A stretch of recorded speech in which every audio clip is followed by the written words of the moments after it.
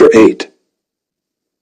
In those days, when again a great crowd had gathered, and they had nothing to eat, he called his disciples to him and said to them, I have compassion on the crowd, because they have been with me now 3 days and have nothing to eat. And if I send them away hungry to their homes, they will faint on the way, and some of them have come from far away.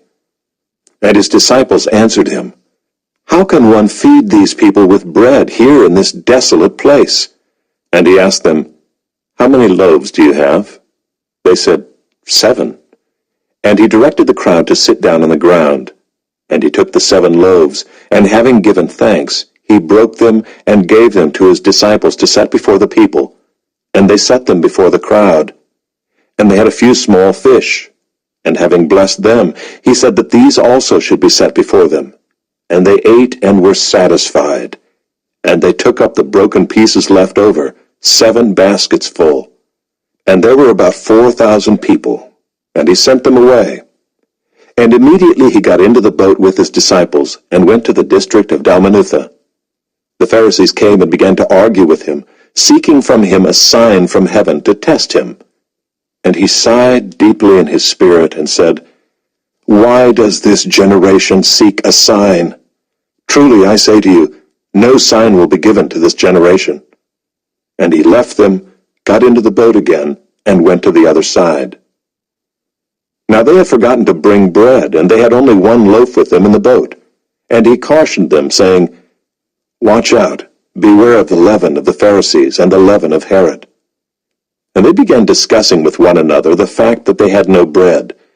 And Jesus, aware of this, said to them, Why are you discussing the fact that you have no bread? Do you not yet perceive or understand? Are your hearts hardened? Having eyes, do you not see? And having ears, do you not hear? And do you not remember? When I broke the 5 loaves for the 5,000, how many baskets full of broken pieces did you take up? They said to him, 12. And the 7 for the 4,000, how many baskets full of broken pieces did you take up? And they said to him, 7. And he said to them, Do you not yet understand? And they came to Bethsaida, and some people brought to him a blind man, and begged him to touch him. And he took the blind man by the hand, and led him out of the village. And when he had spit on his eyes and laid his hands on him, he asked him, Do you see anything? And he looked up and said, I see people, but they look like trees walking. Then Jesus laid his hands on his eyes again, and he opened his eyes. His sight was restored, and he saw everything clearly. And he sent him to his home, saying, Do not even enter the village. And Jesus went on with his disciples to the villages of Caesarea Philippi. And on the way he asked his disciples, Who do people say that I am? And they told him, John the Baptist, and others say Elijah, and others one of the prophets. And he asked them, But who do you say that I am? Peter answered him, You are the Christ. And he strictly charged them to tell no one about him. And he began to teach them that the Son of Man must suffer many things, and be rejected by the elders, and the chief priests, and the scribes, and be killed, and after 3 days rise again. And he said this plainly. And Peter took him aside and began to rebuke him. But turning and seeing his disciples, he rebuked Peter and said, Get behind me, Satan, for you are not setting your mind on the things of God, but on the things of man. And calling the crowd to him with his disciples, he said to them, If anyone would come after me, let him deny himself and take up his cross and follow me. For whoever would save his life will lose it, but whoever loses his life for my sake and the gospel's will save it. For what does it profit a man to gain the whole world and forfeit his soul? For what can a man give in return for his soul? For whoever is ashamed of me and of my words in this adulterous and sinful generation, of him will the Son of Man also be ashamed when he comes in the glory of his Father with the holy angels.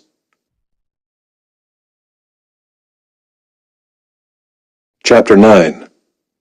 And he said to them, Truly I say to you, There are some standing here who will not taste death until they see the kingdom of God after it has come with power."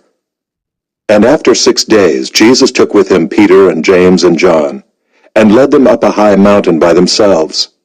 And he was transfigured before them, and his clothes became radiant, intensely white, as no one on earth could bleach them. And there appeared to them Elijah with Moses, and they were talking with Jesus. And Peter said to Jesus, "Rabbi, it is good that we are here. Let us make 3 tents, one for you, and one for Moses, and one for Elijah." For he did not know what to say, for they were terrified. And a cloud overshadowed them, and a voice came out of the cloud, "This is my beloved Son. Listen to him." And suddenly, looking around, they no longer saw anyone with them, but Jesus only. And as they were coming down the mountain, he charged them to tell no one what they had seen until the Son of Man had risen from the dead. So they kept the matter to themselves, questioning what this rising from the dead might mean. And they asked him, "Why do the scribes say that first Elijah must come?" And he said to them, "Elijah does come first to restore all things. And how is it written of the Son of Man that he should suffer many things and be treated with contempt? But I tell you that Elijah has come, and they did to him whatever they pleased, as it is written of him." And when they came to the disciples, they saw a great crowd around them, and scribes arguing with them. And immediately all the crowd, when they saw him, were greatly amazed, and ran up to him and greeted him. And he asked them, "What are you arguing about with them?" And someone from the crowd answered him, "Teacher, I brought my son to you, for he has a spirit that makes him mute.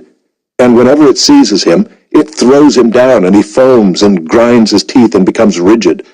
So I asked your disciples to cast it out, and they were not able."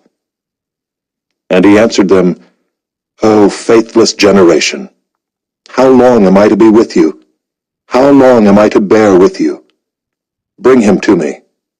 And they brought the boy to him. And when the spirit saw him, immediately it convulsed the boy, and he fell on the ground and rolled about, foaming at the mouth. And Jesus asked his father, "How long has this been happening to him?" And he said, "From childhood. And it has often cast him into fire and into water to destroy him. But if you can do anything, have compassion on us and help us." And Jesus said to him, "If you can. All things are possible for one who believes." Immediately the father of the child cried out and said, "I believe. Help my unbelief." And when Jesus saw that a crowd came running together, he rebuked the unclean spirit, saying to it, "You mute and deaf spirit, I command you, come out of him, and never enter him again." And after crying out and convulsing him terribly, it came out. And the boy was like a corpse, so that most of them said, "He is dead."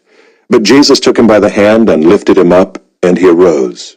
And when he had entered the house, his disciples asked him privately, "Why could we not cast it out?"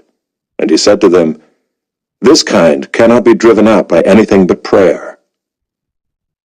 They went on from there and passed through Galilee, and he did not want anyone to know, for he was teaching his disciples, saying to them, "The Son of Man is going to be delivered into the hands of men, and they will kill him. And when he is killed, after 3 days he will rise." But they did not understand the saying, and were afraid to ask him. And they came to Capernaum, and when he was in the house, he asked them, "What were you discussing on the way?" But they kept silent, for on the way they had argued with one another about who was the greatest.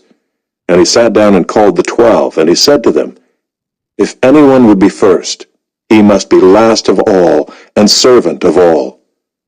And he took a child and put him in the midst of them, and taking him in his arms, he said to them, "Whoever receives one such child in my name receives me, and whoever receives me receives not me, but him who sent me."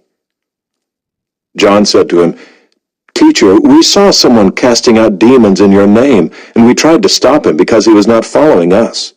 But Jesus said, "Do not stop him, for no one who does a mighty work in my name will be able soon afterward to speak evil of me. For the one who is not against us is for us. For truly I say to you, whoever gives you a cup of water to drink because you belong to Christ will by no means lose his reward. Whoever causes one of these little ones who believe in me to sin, it would be better for him if a great millstone were hung around his neck and he were thrown into the sea. And if your hand causes you to sin, cut it off. It is better for you to enter life crippled than with 2 hands to go to hell, to the unquenchable fire. And if your foot causes you to sin, cut it off. It is better for you to enter life lame than with 2 feet to be thrown into hell. And if your eye causes you to sin, tear it out. It is better for you to enter the kingdom of God with 1 eye than with 2 eyes to be thrown into hell, where their worm does not die and the fire is not quenched. For everyone will be salted with fire. Salt is good, but if the salt has lost its saltiness, how will you make it salty again? Have salt in yourselves, and be at peace with one another.